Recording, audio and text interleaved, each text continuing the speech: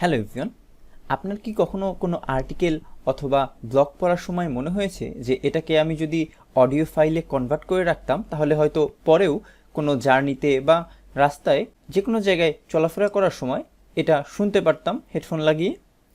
এই কাজটাই কিন্তু আমরা করতে পারি নোট.js এর সাহায্যে মাত্র 4 থেকে 5 লাইন কোডের মাধ্যমে। তো চলুন এটা করে ফেলা যাক। এর জন্য আমরা একটা নিউ ফোল্ডার নিচ্ছি এবং এটার আর নাম না দিয়ে আমি এখানে সিএমডি ওপেন করে আমি জাস্ট আমার ভিজুয়াল স্টুডিও কোডটা ওপেন করছি। এবং যেহেতু এখানে আমরা নোডের কাজ করব, আমি এখানে নোড সেটআপটা করে নিচ্ছি npm init দিয়ে, এবং সবগুলো আমি ESCS দিয়ে চলে যাব। এবং এরপরে আমি ইনস্টল করব যেই প্যাকেজের সাহায্যে আমরা কনভার্ট করব আমাদের টেক্সটকে স্পিচে। এর জন্য আমরা যেটা ইউজ করব সেটার নাম হলো GTTS। তো অর্থাৎ npm ইনস্টল লিখে GTTS এটা লেখার সাথে সাথেই কিছু সময়ের ভিতরে এই GTTSটা আপনার মেশিনে ইনস্টল হয়ে যাবে।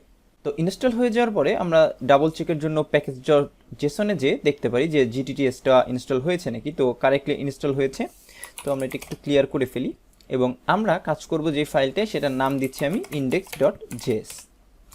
এই ফাইলে আমরা মেনলি কোডটা লিখব। তো শুরুতে আমরা কি করব, আমরা আমাদের মডেল যেই প্যাকেজটা আছে সেটা এখানে নিয়ে আসব, GTTS require GTTS। এরপরে আমরা কিন্তু একটা স্পিচকে আসলে কনভার্ট করব। তো আমরা কি করতে পারি, এই স্পিচটাকে একটা ভ্যারিয়েবলে কিন্তু এটাকে সেভ রাখতে পারি, তাই না? আমি লিখলাম হ্যালো, দিস ইজ সাবিউল ফ্রম এনকোডেমি। ঠিক আছে, তো এখন এটা হচ্ছে আমাদের টেক্সট অর্থাৎ স্পিচটা। এটাকে কিন্তু আমরা কনভার্ট করব অডিওতে, তাই না? তো অডিওতে কনভার্ট করার আগে আমরা এটাকে একটা ভ্যারিয়েবলে রাখবো যার ভিতরে আমরা GTTSটা ইউজ করব। তো এই ভ্যারিয়েবলের নাম আমি দিচ্ছি GTT, এটা একটু বড় হাতের দেই, TTS, যাতে একটু ভ্যারিয়েবল নেমটা ডিফারেন্ট হয়। এবং এর ভেতরে আমরা আমাদের যে GTTSটা নিয়ে আসলাম এখানে, এই যে এটাকে ইউজ করব। তো এটা আমি নিয়ে নিচ্ছি GTTS, এবং এর ভেতরে প্যারামিটার হিসেবে আমরা দুইটা ভ্যালু পাঠাতে পারি। একটা হচ্ছে আমাদের স্পিচ, অর্থাৎ এখানে ফার্স্ট প্যারামিটারে যাবে আমাদের স্পিচটা, এবং সেকেন্ড প্যারামিটারে আমরা বলবো যে কোন ল্যাঙ্গুয়েজে আসলে আমরা কনভার্ট করতে চাই আমাদের এই স্পিচটাকে। তো এখন এখানে একটা জিনিস মাথায় রাখতে হবে, আমরা এখানে এখন কারেন্টলি দিচ্ছি EN। তো এই GTTSটা সবগুলা ল্যাঙ্গুয়েজে সাপোর্ট করে না, অল্প কিছু করে, 20-30টার মতো। সেগুলো আপনি এই GTTS এর ডকুমেন্টেশনে গেলেই দেখতে পারবেন। তো আমরা এখানে জাস্ট ইংলিশেই কনভার্ট করছি। তো এই হয়ে গেল আমাদের GTTS এর সেটআপ। তো এখন যখন আমি কনভার্ট করব এটা ইউজ করে, কীভাবে করব, এই যে GTTS অর্থাৎ বড় হাতেরটা লিখলাম, GTTS দিয়ে যখন আমি লিখব সেভ, তখন আসলে ও এটাকে কনভার্ট করবে। তো এখন যে কনভার্ট করবে এটাকে তো অবশ্যই আমাদের একটা ফাইলে রাখতে হবে, অডিও ফাইলে। তো অডিও ফাইলের যে কী নাম হবে সেই নামটা আমরা এখানে বলবো। তো আমরা এই নামটা দিচ্ছি স্পিচ।